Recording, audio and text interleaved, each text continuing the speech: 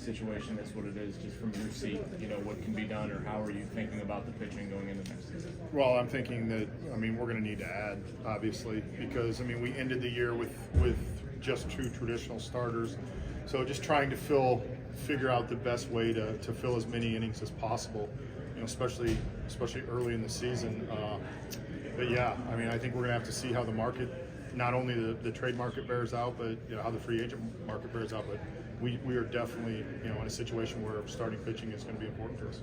With Ovi, was that something that he experienced in season? Was it he just didn't recover postseason the way that he had hoped? Yeah, it was one of those things that just as this offseason went on, he had this lingering pain, and it was like when you accumulate the number of innings that he did as a starter, there's going to be some downtime where you don't feel great, and then that continued, and that's when we decided, all right, we're going to have to get this looked at, and that's when we found out what the situation was.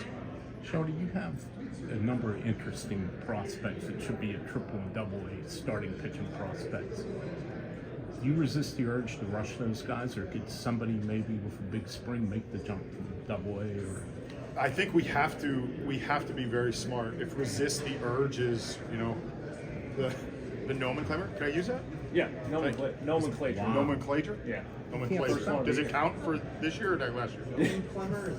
Yeah, I can't use it. I can't. Okay, we're not going to use it then. I think we have to resist the urge to rush guys before they're ready, just because what our need is, we also have to weigh what their need is. And so we have to make sure that they're ready to come to the big leagues. Because I think, as we've seen with any major league player, coming to the big leagues, it's hard. Just because you're a prospect doesn't mean automatically when you step in, you're going to be able to, pitch or hit at that level. So we have to make sure that we do our due diligence and make sure they're ready. With just where the rotation is right now, does that put, even more importance on Mitch Keller, to lead that group? Mitch having taking the next step forward is important for us. But really, we saw a major step last year, not only physically but mentally, and we just need him to keep getting better. And, it's definitely something that I think we see there's more room for him to grow, and he sees there's more room for him to grow. And, we expect him to take that next step. Shelton, kind of a 2-part question with Leyland. What was it like witnessing all of that the past little bit, and then just what sort of influence has he had on you?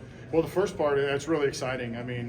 I was on a plane yesterday when it happened and got off, and I think I opened my Twitter up, and the first picture I saw was a picture that somebody retweeted of me with the t-shirt of him on with the cigarette in his mouth.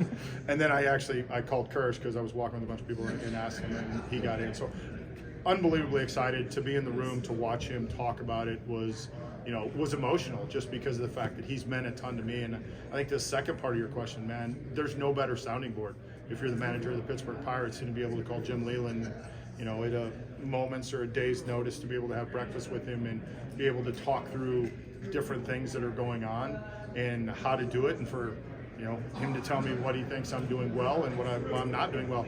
And he's very transparent with me, which I really appreciate. And I think one of the things that he pointed out that was really cool is, he's not old school, because he understands what's going on. He has thoughts and will ask questions about why things happen, but he's always learning, and he'll ask me questions of why did you do this, or why did you not do that? And then he'll tell me what he thinks I did wrong, which is beautiful.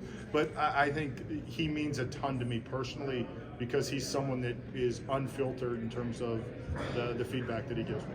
How did that relationship get started, and what were the emotions when you first got a chance to meet and talk? Yeah, it's funny, Steven. I told the story to Steven the other day because he wrote an article in The Athletic about it. When I first got the job, there was 4 or 5 days between when I got the job and when we had the press conference, and it kind of broke that I got the job. And I kept getting this call from a Detroit number and didn't answer it.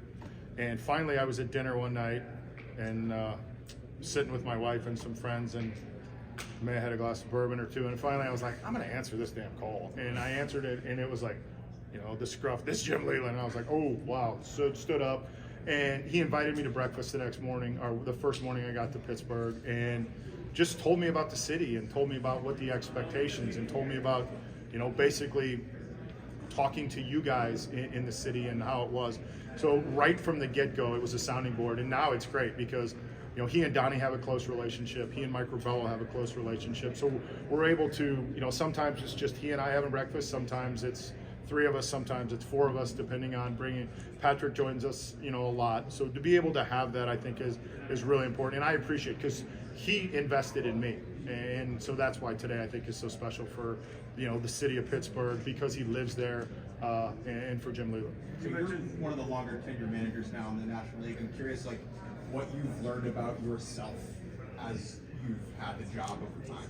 Like, when you look back on your career. Continue being patient. You know, I mean, I got the job, and then, you know, we had COVID, and then we had, you know, the next year with the labor. So it's the thing for me is like not wanting to do things too fast. Just being patient, looking back, assessing the situation, continue to get as much information from possible from different people. But I think that would be the first thing. And then what do you